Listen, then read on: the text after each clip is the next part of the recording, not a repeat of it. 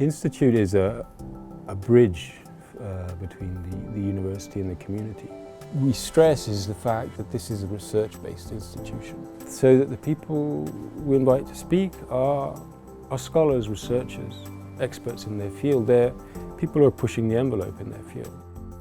So the Institute has several goals. An important one is outreach to a general public. We invite up to 800 people, 800 international scholars every single year to gather in up to 30 conferences and workshops. Part of our mission is to bring international culture to the region, and the UAE is a great country in facilitating us to do that. I'm confident that the Institute will continue to put on events. There's so much more for us to draw on. There's more and more for us to talk about. We really can promise, a growing phase in the next 10 years.